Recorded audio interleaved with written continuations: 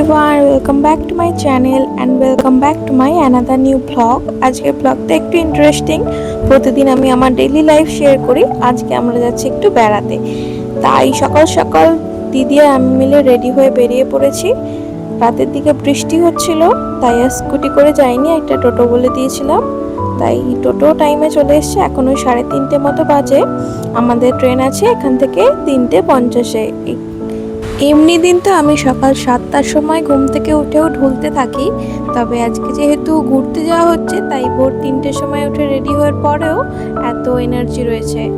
আমরা প্রায় ওই 3:45 নাগাদ পৌঁছে গিয়েছি স্টেশনে। বাড়ি থেকে স্টেশনের দূরত্ব তো খুব বেশিও না, তাই চলে এসেছি 10 মিনিটেই। বাড়ি থেকে বেরোনোর সময় ভাবছিলাম যে এত রাতের ট্রেন, হয়তো স্টেশন চারিদিক আর ট্রেন পুরো ফাঁকা থাকবে, একা একা দুজনে যাব, একটু ভয়ই পাচ্ছিলাম বলতে গেলে। কিন্তু এখানে এসে দেখি এখানকার চিত্র অনেকটা অন্যরকম। অনেক লোক রয়েছে, এমনি দিনের বেলার মতো তো নয়, তবে যথেষ্ট লোক রয়েছে। আমি ভেবেছিলাম পুরো ফাঁকা থাকবে, যদিও আমার কল্পনাতেই আমি সেটা ভেবেছিলাম। আগে কোনোদিনও এত সকালে ট্রেনেতে আমি চাপিনি। নিজেরাই দেখুন না, এটাকে কি রাত 3টের ফার্স্ট ট্রেন বলে মনে হচ্ছে।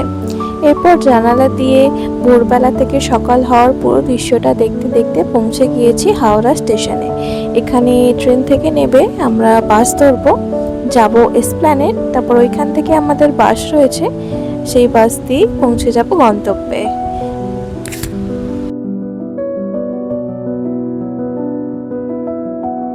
এরপর হাওড়া স্টেশনে 4 নম্বর গেট দিয়ে বেরিয়ে সঙ্গে সঙ্গে একটা বাস পেয়ে গিয়েছিলাম। এদিকে বেশ বৃষ্টি হচ্ছে, সুন্দর বৃষ্টির একটা ওয়েদার উপভোগ করতে করতে চললাম এসপ্ল্যানেডে। আর মাঝে তাই আর ভিডিও করা হয়নি, বৃষ্টির কারণে ফোন ভিজে যাচ্ছিল। আমরা এসপ্ল্যানেডে আসার পর আমাদের নির্দিষ্ট বাসে চেপেও পড়েছি। পুরো পাক্কা 6টার সময় বাসটা ছেড়েও দিয়েছে। তো আশা করছি ঠিক সময় মতোই আমরা আমাদের গন্তব্যে পৌঁছে যেতে পারবো। আমাদের এই বেড়াতে যাওয়ার প্ল্যানটা বেশ কয়েকদিন আগেই হয়েছে, তখন ওয়েদারটা বেশ মোটামুটি ভালোই ছিল। কিন্তু হঠাৎ করেই কাল থেকে আবার অঝোরে বৃষ্টি নেমেছে, একটা নিম্নচাপ মতো উঠেছে, যার কারণে কাল থেকে অঝোরে বৃষ্টি পড়ে যাচ্ছে। মাঝে মধ্যে থামছে ঠিকই, তবে দিনের বেশিরভাগ টাইমটাতে বৃষ্টি হচ্ছে। এটা ভেবে তো মন খারাপ হচ্ছিল যে হয়তো ঘুরতে যেতে পারবো না, বা গিয়েও হোটেলে গিয়ে বসে থাকতে হবে হয়তো। কিন্তু এত শত ভেবে তো আর কাজ নেই, দিদিদের যখন ছুটি নেওয়া হয়ে গিয়েছে তাই বেরিয়ে পড়েছি, যা হবে তা দেখা যাবে এই মনে করে। এরপর সকাল সকাল খুব একটা কিছু খেতে ইচ্ছা করে না, তাই বাস থেকেই চিড়ে ভাজা, ঝুড়ি ভাজা এই সমস্ত কিছু খেয়ে চললাম গন্তব্যে। এদিককার ওয়েদারটা তবে কিন্তু বেশ ভালো। আমাদের ওইদিকে যেরকম বৃষ্টি হচ্ছে, তবে এইদিকে কিন্তু এতটা বৃষ্টি নেই, মেঘলা ওয়েদার, তবে বৃষ্টিটা নেই বললেই চলে। আমরা পৌঁছে গেছি চাউলখোলাতে। এখান থেকে আমাদের একটা টোটো করে যেতে হবে। এখন প্রায় ওই 10টার মতো বাজে। আমরা এখানে একটু ব্রেকফাস্ট করে নেব, তারপর আমার মেজদি এলে ওর সাথে একসাথে আমরা টোটো করে চলে যাব।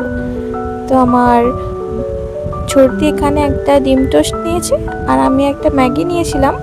তো খেতে মোটামুটি খুব একটা ভালো ছিল না, রোড সাইড দোকানে যেরকম হয় সেরকমই। দামগুলো তো তুলনামূলক অনেকটাই বেশি নিয়েছে, আর কি করা যাবে, ঘুরতে গেলে তো একটু বেশি টাকা খরচা হয়। তো অ্যাভারেজ মতো টেস্ট ছিল। ডিম টোস্টের থেকে ম্যাগিটা একটু বেটার ছিল, বেটার মানে ওই আর কি। তো ম্যাগি বানাতে তো খুব একটা এফোর্টও দিতে হয় না, তা সত্ত্বেও মানুষ কি করেছে এত সিম্পল রান্নাটাও এত বাজে করে ফেলে, সেটাই ভাবনার বিষয়। তো যাই হোক, খিদের সময় যা পেয়েছি তাই মঙ্গল। আমাদের খাওয়া দাওয়া সারতে সারতে আমার মেজদিও চলে এসছে, আর বেশিক্ষণ অপেক্ষা করতে হয়নি। আমরা 3জন মিলে একটা টোটো করে এবার যাচ্ছি আমাদের রিসর্টে। এখানে আমাদের ওই টোটোটা নিয়েছে 150 টাকা, 3জনের পার হেড ওই 50 টাকা করে। এদিককার রাস্তাঘাট অতটাও উন্নত নয়, হয়তো এদিকে খুব একটা ট্যুরিস্ট আসে না বলেই হয়তো রাস্তাঘাট খুব একটা ভালো করে তৈরি করেনি। এখানটা অবশ্য একটু মোটামুটি ঠিকঠাকই, তবে এর পরের দিকে রাস্তাটা একদমই ভালো ছিল না। তো যাই হোক, কথা বলতে বলতেই আমরা পৌঁছে গিয়েছি আমাদের রিসর্টে, দ্য সি হর্স। এখানে আমাদের আগে থাকতেই বুকিং করা ছিল।